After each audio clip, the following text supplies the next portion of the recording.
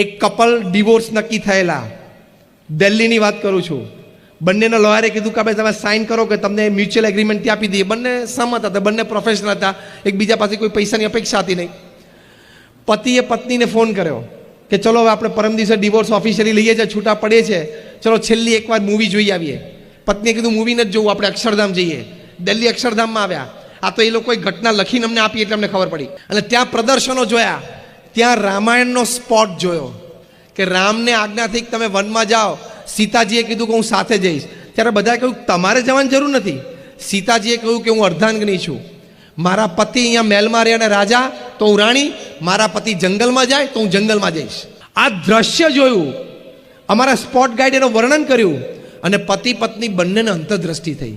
વિચાર આવ્યો અને વિચાર આવ્યો એટલે પછી બંનેના આંખમાં આંસુ આવી ગયા. અમારા સ્પોટ બોયે કીધું કે કેન આઈ હેલ્પ યુ, તમને કંઈ મદદ કરી શકું? તો કે ના, લીવ અસ અલોન, અમને એકલા છોડી દો. બંને બહાર જઈને બેઠા અને બંને એકબીજાને કહ્યું કે આપણે ફરી વખત આપણા મેરેજને એક ચાન્સ આપીએ. પેલી બાઈને એમ થયું કે સીતાજીના વંશજમાં હું આવું છું, પેલા ભાઈને એમ થયું કે રામના વંશજમાં હું આવું છું. મારે આવા વિચારો અને આવા પવિત્ર જીવન જીવવા જોઈએ. બંનેને પોતપોતાની ભૂલ સમજાણી, અંતરદ્રષ્ટિ થઈ અને દે સ્ટાર્ટેડ લિવિંગ ટુગેધર. પ્રયોગ ખાતર બંને સાથે રહ્યા કે એકવાર આપણે ટ્રાય કરીએ.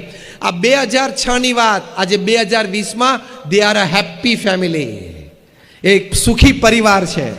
એટલે તમારે એમ નહીં સમજો રામાયણ ને મહાભારત બધા આટલા જૂના છે ને આજના જમાના રેલેવન્ટ નથી. It has the power. તમે જેટલા અહીંયા બેઠા છો ને બધાનો એક ચેલેન્જ અને ગેરંટી આપો. તમારા જીવનનો કોઈ પણ પ્રસંગ તમે લઈ લો, રાત્રે ઘરે જઈને ઉપાડજો. એ પ્રસંગ રામાયણ કે મહાભારતમાં ક્યાંક બન્યો જ હશે, તમે જોજો. એટલી વિશાળતા છે. સીધું જ તમને સોશિયલ કાઉન્સેલિંગ મળશે. માટે અનાદર ન રાખો. ધર્મમાં સમજણ ના પડતી હોય તો કેવું કે મને સમજણ નથી પડતી, મને પૂરું જ્ઞાન નથી, મેં આ પુસ્તકો વાંચેલા નથી. પણ દોડડાયા થઈને તમાકુની પિચકારી મારી મંદિરની જરૂર જ નથી એવું ના બોલવું. એવું દોડડા પણ ના કરું. પાનની પિચકારી ગમે ત્યાં મારી સ્વચ્છ ભારત બગડવાને મંદિરની કંઈ જરૂર જ નથી. પણ તું મંદિરમાં આવ્યો છું, તે જોયું છે ત્યાં શું કામ થાય છે, ત્યાં સંતો રહે છે, શું કામ કરે છે ખબર છે?